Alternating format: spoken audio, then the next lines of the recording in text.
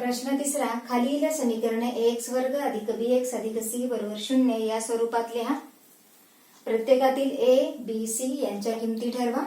पहिला उपप्रश्न आहे 2y बरोबर 10 वजा y वर्ग. हा उपप्रश्न सोडवत असताना बघा आपल्याला या सामान्य रूपाप्रमाणे याचं रूपांतर करायचं आहे. म्हणून दिलेलं समीकरण आहे आपलं 2y बरोबर 10 वजा y वर्ग. आपल्याला याप्रमाणे सामान्य रूपामध्ये लिहायचं आहे. म्हणून उजव्या बाजू जी समीकरणाची उजवी बाजू आहे ती 0 असते. म्हणून जी पद उजव्या बाजूकडे आहे त्यांना आपल्याला डाव्या बाजूकडे घ्यावी लागेल आणि उजव्या बाजूचं पद 0 आणावं लागेल. म्हणून 2y हा ऋण y वर्ग इकडे आल्यानंतर धन y वर्ग झाला. हा अधिक 10 आहे ते बाजू बदलून आल्यावर ऋण 10 झाले बरोबर 0. आपण व्यवस्थित सामान्य रूपामध्ये लिहून घेऊ. y वर्ग अधिक 2y वजा 10 बरोबर 0. हे आपलं आहे वर्ग समीकरणाचं ax वर्ग अधिक bx अधिक बरोबर ax वर्ग अधिक bx अधिक c बरोबर 0 या सामान्य रूपाप्रमाणे लिहिलेलं आहे आपण. आता आपल्याला abc च्या किमती ठरवायच्या आहे. म्हणून ax वर्ग अधिक bx अधिक c बरोबर 0 शी तुलना करून बघा तुलना करत असताना x वर्गाचा सहगुणक a आहे म्हणजे y वर्गाचा जो इथला सहगुणक असेल इथे संख्या नाही म्हणजे 1 आहे. म्हणून a ची किंमत किती येईल? म्हणून a बरोबर 1. x चा जो सहगुणक आहे तो b म्हणजे इथे y चा सहगुणक किती आहे 2 म्हणजे b ची किंमत येणार आहे 2. c ची किंमत येणार आहे ऋण 10. आता ऋण 10 का बरं? कारण आपल्या सामान्य रूपामध्ये धन चिन्ह आहे आणि आपल्याला दिलेल्या समीकरणामध्ये इथं ऋण चिन्ह आलं म्हणून c ची किंमत काय आली? ऋण आलेली आहे. या सामान्य रूपामध्ये आपण x चल वापरलेला आहे. इथे आपल्याला जे समीकरण दिलेलं होतं ते y चलातील समीकरण होतं. पुढच्या समीकरणांमध्ये आणखी वेगळ्या प्रकारचे चल असू शकतात. पुढचं उदाहरण आहे x वजा 1 चा वर्ग बरोबर 2x अधिक 3. आता इथे बघा हे जे आपल्याला इथं विस्तार करावा लागेल. x वजा 1 चा वर्ग आहे तर मग आपल्याला a वजा b वर्ग याप्रमाणे याचा विस्तार करावा लागेल. a वर्ग वजा 2ab अधिक b वर्ग याप्रमाणे आपण विस्तार करून घेणार आहोत. इथं b लिहायचं राहिला 2ab. आता बघा म्हणून x वजा 1 वर्ग बरोबर 2x अधिक 3 याचा विस्तार करून घेऊ आपण या सूत्राप्रमाणे. म्हणून x वर्ग वजा 2 गुणिले x गुणिले 1 म्हणजे 2x अधिक 1 चा वर्ग 1 बरोबर 2x अधिक 3. इकडची जी पदं आहेत उजव्या बाजूची ती डाव्या बाजूला घेऊयात. x वर्ग वजा 2x अधिक 1 वजा 2x वजा 3 बरोबर 0. बाजू बदलत असताना चिन्ह बदलतात. म्हणून आता इथे x वर्ग वजा 2x वजा 2x म्हणजे वजा 4x अधिक 1 वजा 3 म्हणजे 3 वजा 1 मोठ्या संख्येचं चिन्ह ऋण 2 बरोबर 0. याप्रमाणे आपल्याला वर्ग समीकरण मिळालेलं आहे. आता याची तुलना आपल्याला x वर्ग अधिक bx शी करून घ्यायची.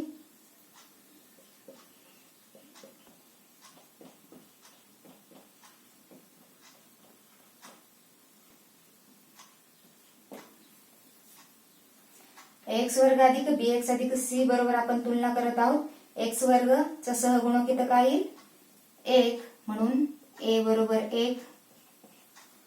b चा x चा सहगुणक b इथे x चा सहगुणक ऋण 4 म्हणून b बरोबर ऋण 4.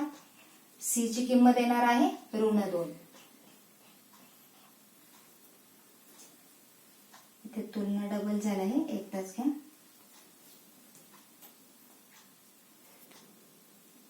तिसरे उदाहरण आहे x वर्ग अधिक 5x बरोबर ऋण कंसात 3 वजा x.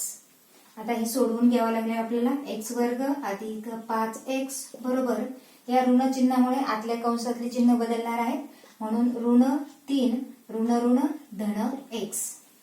आता आपण उजवी बाजू शून्य करणार आहोत. x वर्ग अधिक 5x बाजू बदलली अधिक 3 एक्स ची बाजू बदलली ऋण 3, उजवी बाजू 0 आहे.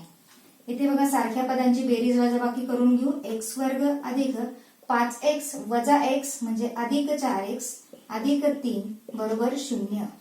याची तुलना आपल्याला करायची आहे एक्स वर्ग अधिक bx अधिक c बरोबर 0 शी. म्हणून एक्स वर्ग अधिक bx अधिक c बरोबर 0 शी तुलना करून म्हणून a बरोबर बघा इथं एक्स वर्गाचा सहगुणक नाही म्हणजे 1 आहे. a बरोबर 1, b बरोबर 4, c बरोबर 3. चौथा प्रश्न आहे 3m वर्ग बरोबर 2m वर्ग वजा 9. दिलेलं समीकरण आपल्याला उजवी बाजू 0 करून घ्यायची आहे. म्हणून बघा 3m वर्ग हा इकडे धन आहे, बाजू बदलून आला की ऋण 2m वर्ग वजा 9 बाजू बदलून आल्यावर अधिक 9 बरोबर 0. आता ह्या दोन्ही सारखे पद आहेत त्यांची आपण वजाबाकी करून घेऊ. 3m वर्ग वजा 2m वर्ग म्हणजे m वर्ग अधिक 9 बरोबर 0. आपल्याला जे समीकरण आहे ते आपल्याला ax वर्ग अधिक bx अधिक c बरोबर 0 या सामान्य रूपात लिहायचं आहे.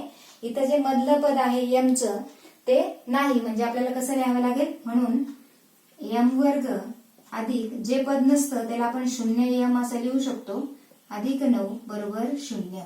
म्हणजे आता हे झालं ax वर्ग अधिक bx अधिक c बरोबर 0 या सामान्य रूपाप्रमाणे हे झालेलं आहे.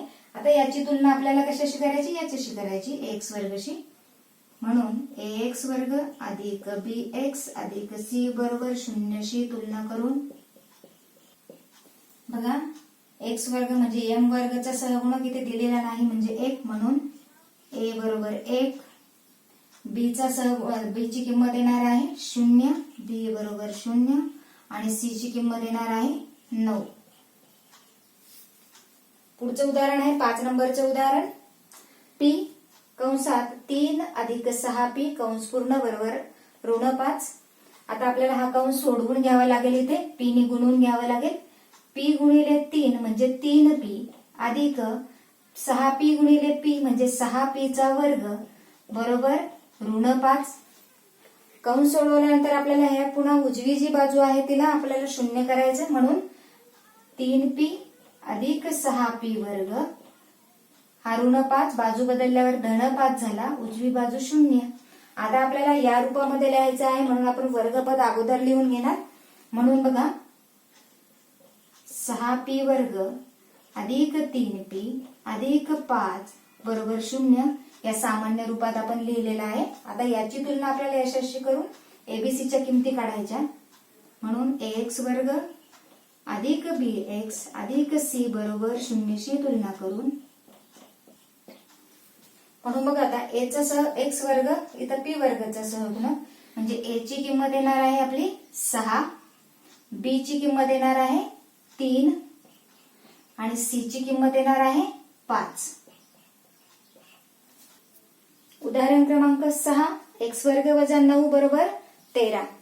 आता आपल्याला उजवी बाजू जी आहे ती उजवी बाजू आपण 0 करून घेणार आहोत. उजव्या बाजूचे पद डाव्या बाजूला आले. x वर्ग वजा 9 इकडे धन आहे, इकडे आल्यानंतर ऋण झाला बरोबर 0. x वर्ग वजा 9 वजा 13 म्हणजे उत्तर येणार आहे वजा 22 बरोबर 0.